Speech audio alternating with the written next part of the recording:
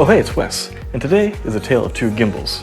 First, we're going to talk about this, the new Weebill 3S, and then soon, in the next video, we'll be talking about this, the Crane M3S. The S's all stand for one thing, for the most part, and that's a B. We'll get into that though, starting with, as always, the build quality. First of all, we can compare it to the original Weebill S. This, a little bit plastic, a little bit metal. This one feels much more sturdy in the hand, except for one thing, the tripod legs that it comes with. These ones are plasticky, whereas the original Weebill came with metal legs. These were much sturdier, much more rugged, not wobbly. Why does wobble count? Well, sometimes you set this down to film with. The plastic legs, it's a bit wobbly. The legs, less rigid.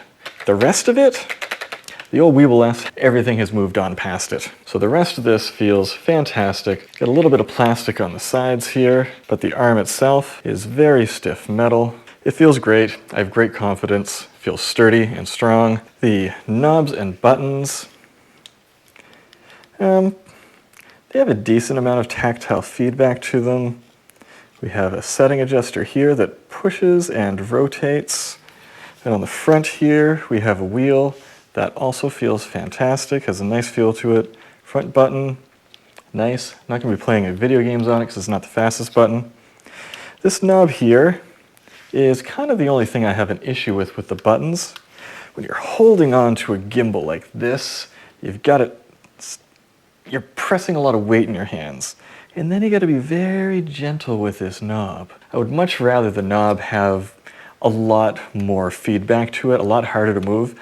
Because the rest of your fingers are gripping so hard, it's hard to be gentle with your thumb like that. And then the last piece of the puzzle is the sling grip, which just slots in the bottom like this, and then lock like that.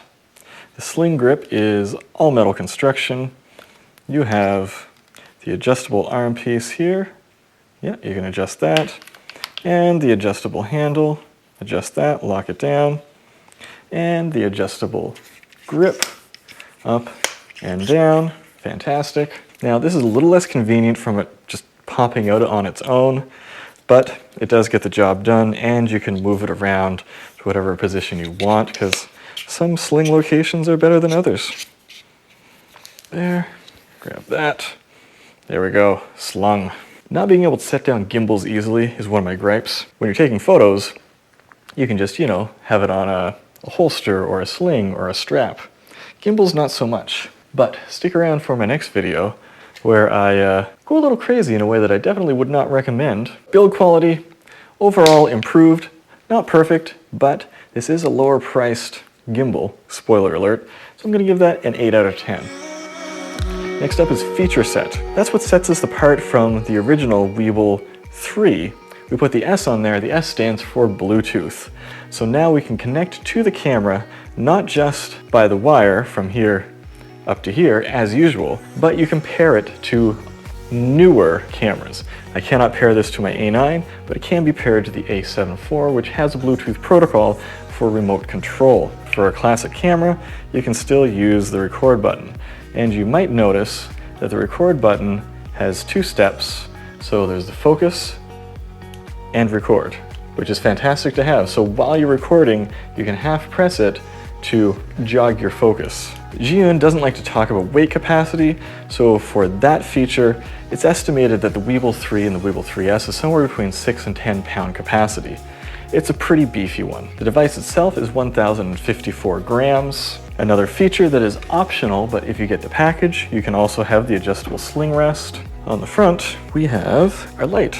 And the light, you can see here, is adjustable. Our luminance can be adjusted, and we can switch to change our white balance. So this is 5400K down to 2600K. And that's our maximum brightness, down to 10%. Oh boy. Personally, I wouldn't use this much, but say you're shooting a wedding reception, dark event, this is clutch to have. You don't have to stick something on your camera. And sticking something on your camera is especially difficult when you're on a gimbal. So you'd have to attach it to the gimbal. And this doesn't have specific attach points. The Crane M3S does have attach points. If you wanted a light that had a bit more juice, that was also very compact, you could also use something like this. This is the Zhiyun X100, a Molus series light. If you need more juice, Zhiyun does have you covered. That's our fill light. There is also the feature of what they call a quick portrait mode switch. I don't know about how quick it is. Let's see what we can do here. I'm going to lock this one axis, and then I'm going to release, I'm going to release this one, the side slide. Press the button to get it off. Ooh. Yeah, it's shut down. And then there is another arm on the side of this, right here, that can hook to the camera. Slide in here and over. Now in theory this should remain pretty well balanced. That, unlock. Okay, it's not perfectly balanced, but I'm pretty sure that this is strong enough that if I turn this back on right now, it can easily handle that. So now here I am in vertical, portrait, TikTok mode, reel mode, whatever you want to call it. And the great thing about this gimbal is we have enough room to go around the camera still. That's fantastic. The crane does not have room like that. Also, we have internal batteries, not replaceable, but they can be charged with USB power delivery at about 18 watts. This will get you somewhere around 11 hours battery life. They say 11.5 in static use, but what does static use mean? I think you're more realistically going to get like 5 to 8 hours if you're really going to town on it. But that's fine. That's perfectly fine, especially because you can use this while you're charging it. So you can have a bigger battery bank or a V-mount battery or something plugged into this while you're operating it. So we'll just plug it in live here, get our battery bank, jack it in there, and all of a sudden we are charging while we are running the gimbal. No problem. This battery can easily fit in my back pocket. You can use something bigger though. It's a great feature to have. Some things won't charge while you're running them, which is a problem. You're looking at a full charge in about 2 hours. Could be faster, but honestly I don't like things that charge incredibly fast unless they give you the option to select the charging speed. We don't have a touchscreen. So the new Crane M3S has a touchscreen. This one does not. The interface is almost identical to the one of the original Weebill S. That's a little disappointing, but as we'll find out in the video for this, the touchscreen isn't always a fantastic thing to have in a gimbal, especially when it's right next to your thumb all the time. But you can remap some of these wheels and buttons. You can decide what the front wheel does. I set mine to tilt adjustment. Not super necessary on this, more necessary on the Crane. What are we missing? Well, touchscreen would be nice for some scenarios, but what we're really missing is a quick release plate.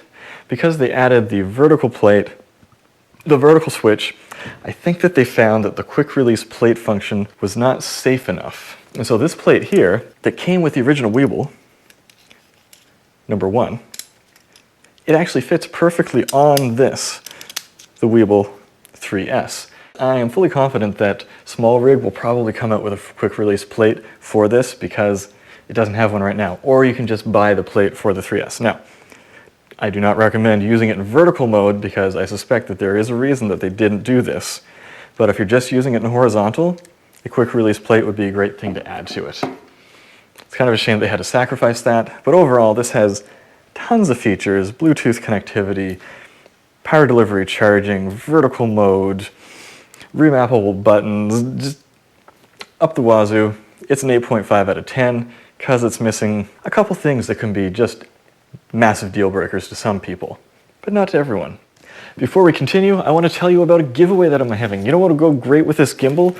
A lightweight, fantastic reception, wireless lav system. This is the Godox MoveLink 2 M2, and you can win this. There's a link down in the description below. All you really have to do is do the whole like and subscribe thing. I'd appreciate it if you liked it and subscribed anyway, but if you want to win one of these, enter down below. There are more details if you click that link. Next up is usability. And honestly, this is one of the most important things next to stability, which is the next one. For usability, you have the sling handle that is adjustable, but it doesn't come with it on the base package, so you can get it without it. The grips on this are actually fantastic. Very grippy, very soft, grips on both sides. It's a little bit heavy. It is much heavier than the original Weebill 3S, but that's because it's more powerful. Again, the joystick can be touchy because it's such a light touch on that joystick.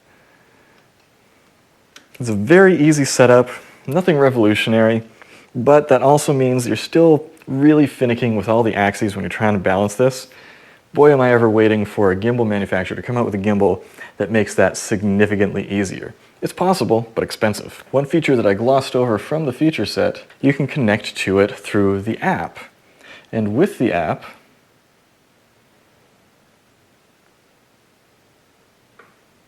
you can update the firmware, you can control the device, whether with just a joystick or you can use the phone control mode. Let's give that a little whirl here.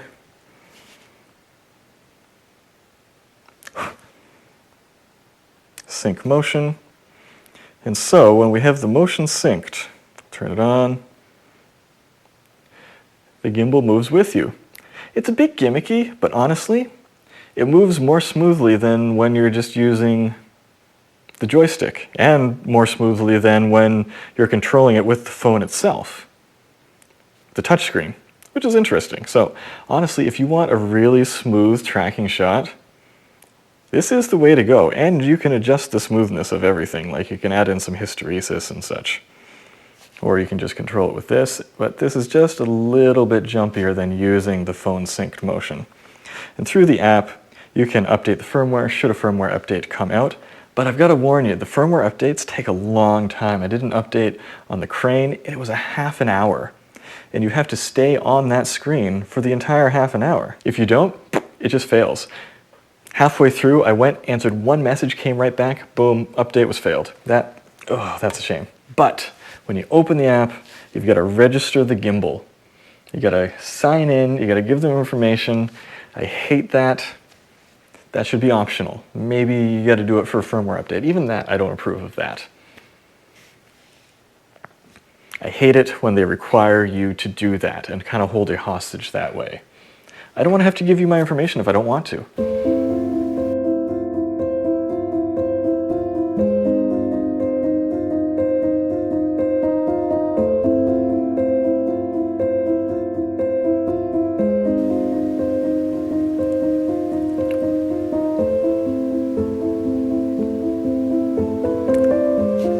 So overall, this is very familiar, very easy to get set up and started if you already know how to use a gimbal. But what are our downsides? We don't have a touchscreen, which can be useful. It doesn't have a sling handle built into it. You have to pay extra for that. Personal gripe, but it's a huge personal gripe. The plate that it comes with doesn't have a flip-out finger screw. So let me show you what that looks like. Here's a plate from another manufacturer that's actually smaller, and you have this flip-out so that you can tighten it with your thumbs.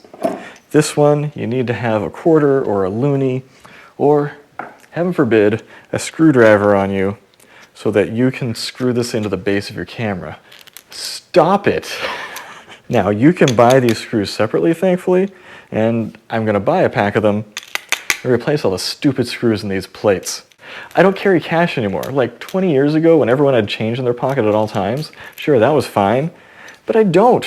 And I was at an event a while back and I was like, does anybody have a quarter? Nobody had any change. I could not tighten stupid plate. Okay, that's it for that.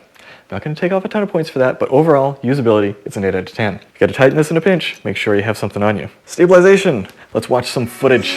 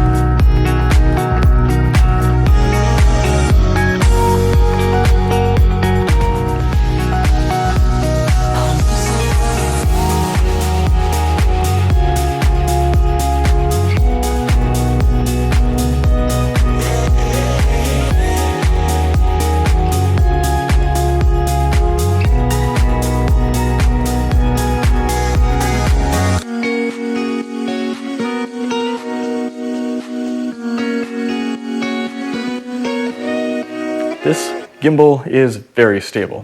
Let's compare it with the same setup, 16mm lenses, to the Crane M3S.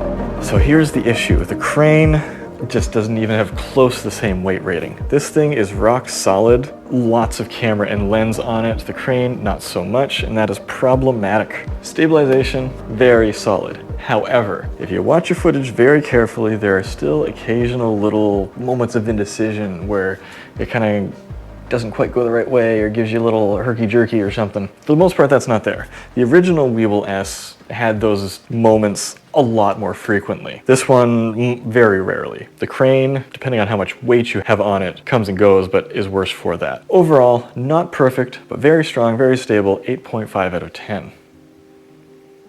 Value. The original was a very high value stabilizer. The second one added a few more bells and whistles that apparently a lot of people didn't really want. They kind of pulled it back for this one, back to their roots. This one's a bit more expensive than the Crane 3. We're looking at $320 for just the gimbal, or $440 to also include the sling and this absolutely massive carry case. I was hoping that I could slam the gimbal with the camera still attached to it in here because it doesn't have a quick release plate, but you can't. So you can put the camera in the bottom here, put the gimbal in the top, and then there's still a lot of room left in this bag. It's a backpack sort of thing. I really like how Zhiyun just kind of goes to town on the unnecessary design, honestly. Like, I've got these extra straps on here for probably tripod or something, and like these tie strings. Look at the size of these things. They're just phenomenal. This bag is just way over the top.